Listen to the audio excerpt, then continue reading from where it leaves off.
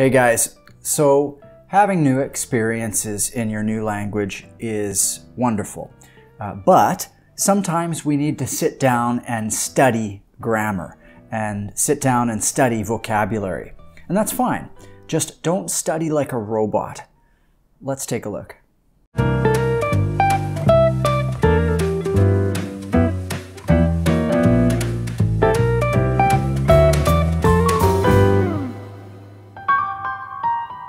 So I want to show you a problem that a lot of my students have when they study grammar and vocabulary. And it's a problem that slows down their learning a lot. I'll show you a few test questions from a real test that I run in my classes, and I'll see if you can spot the problem here. So let's take a look. Now, this exercise from a test is about starting sentences with verb participles. Past participles, present participles. Let's go through these answers together for 5, 6, 7, and 8. So number 5 is visited by millions of tourists every year. Paris is a beautiful city. Number 6, feeling tired from a long day at work, Marianne decided to take a nap. Number 7, looking for something interesting to watch, Hina turned on the television. What about number 8? What's the answer for number 8? Is this right? Being a natural at dancing, James felt like he was falling over his feet in class. This is wrong, right? So this is what a lot of people put in on this test. Tons of people get caught by this. Here's the right answer for number 8. Not being a natural at dancing, James felt like he was falling over his feet at salsa class. This makes a lot more sense. It's a lot more logical, right? But you have to slow down and think about the answer for 2 seconds. You can't just answer it automatically, just like the same pattern as the rest of them. Now, why do so many people mess up this question? Well, a lot of times when students are doing grammar examples or tests or exercises or vocabulary, they're sort of half asleep, just kind of recognizing patterns in the questions and trying to answer automatically, sort of like a robot, right? Now, your brain has a fantastic ability to recognize patterns, and this is wonderful. It's what allows us to solve problems quickly, efficiently, and save our energy for more important things, right? But when you're learning a language, this isn't really appropriate because language is not a problem. Language is what you're trying to learn.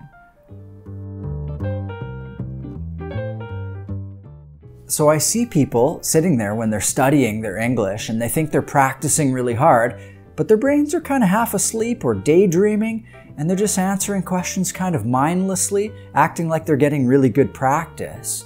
But if you hooked up their brain to a machine, it would probably show just this little tiny part of it lit up while the rest is off dreaming about things, right?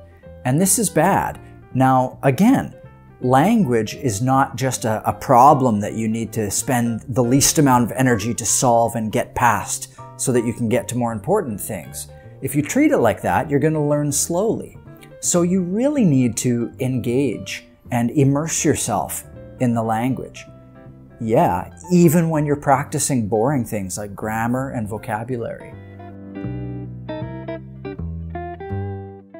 So it's always good when you can immerse yourself in language and engage with it.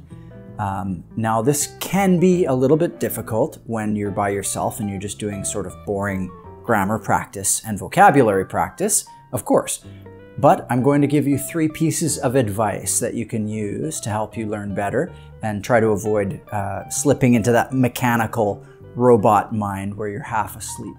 So my first piece of advice is when you do work like this and you see an exercise, imagine that it's real.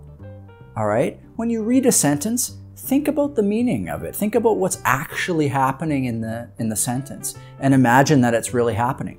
With our example from earlier, Not being a natural at dancing, James felt like he was falling over his feet in the salsa class.